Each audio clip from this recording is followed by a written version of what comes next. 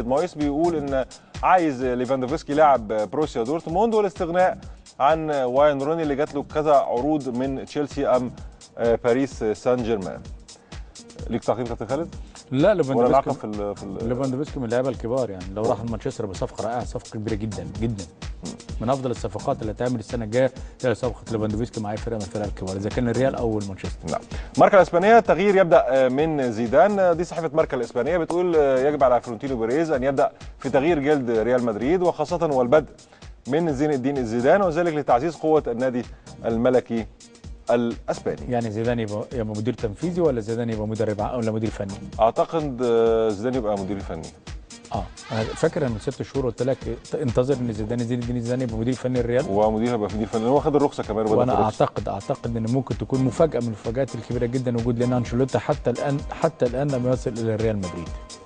لا جازيتا السبورت، ستراما ام لا. دي صحيفه لا جازيتا السبورت الايطاليه بتقول في الغلاف الرئيسي الجدل الان دائر على الانتر ومدربه ستراما بعد طبعا هزم الانتر ب3 اهداف مقابل لا شيء. هناك انتقادات واسعه على هذا المدير الفني بعد الهزيمه من لاتسيو ب3 اهداف مقابل لا شيء وعدم المشاركه في اي بطوله من البطولات الاوروبيه. كابتن خالد، الانتر بتاريخه العريق لا يشارك في اي بطوله من البطولات الاوروبيه سواء من الشامبيونز ليج او اليوروب ليج. اعتقد انها فضيحه للانتر. هو حتى الان لم يفقد الفرصه بالنسبه للوصول الى اليورو ليج، لما ياخد الفرصه. وخد بالك في بعض اللاعبين الكبار لما بينتقل لنادي ما يكونش بيلعب في دوري ابطال اوروبا او اليورو ليج بينتقل الى نادي اخر لانه يتمنى اللعب في دوري ابطال اوروبا دوري الابطال او اليورو ليج، لانها بتعلم من السعر بتاعه. ثاني حاجه ان كل العالم بتقول لك ان استراما ماشي او مشكله، وموراتي مالك النادي بيقول ان استراما مكمل او هيكمل مع التعاقد مع ليوناردو المدير الاداري بالنسبه لباريس سان جيرمان انه يجي يبقى مدير اداري بالنسبه للانتر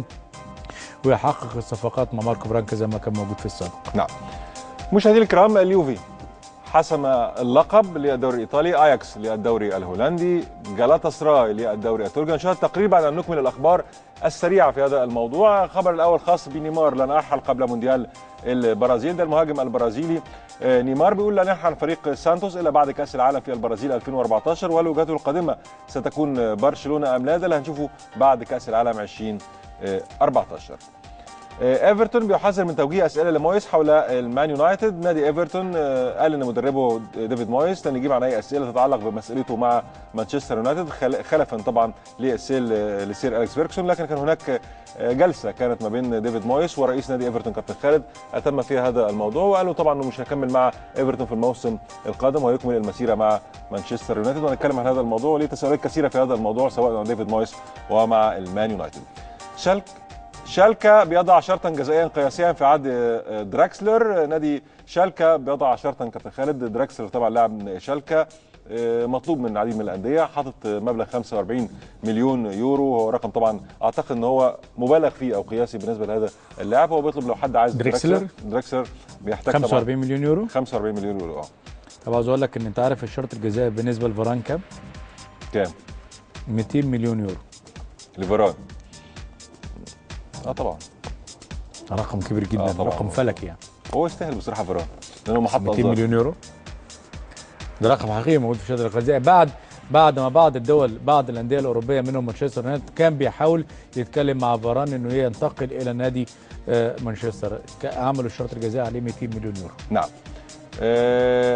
اكمل بيت الاخبار، فاضل خبرين سريعين طبعا وناخد سواء التقرير بتاع سير اليكس فيركسون. سبورت تكشف عن بديل فالديز. صحيفه سبورت الكاتالونيه قالت ان حارس نادي مونشنجلادباخ الالماني اندريا شتيجان هو الخيار الاول لنادي برشلونه لخليفه لفيكتور فالديز طبعا الذي يريد ان يرحل عن فريق برشلونه الموسم المقبل. ابناء دي ستيفانو ينفون سعيهم نحو اعلان عدم اهليه والدهم. انا كنت سمعت ان هم كانوا عملوا عليه قضيه حجر. هو ولد وبنت وكانوا متصورين معاه وكانوا هم عايزين يعملوا عليه قضيه حجر فعلا، ولكن نفوا هذا الموضوع. وستيفانو طبعا واحد من النجوم الكبار في عالم كره القدم. ده دي ستيفانو طبعا.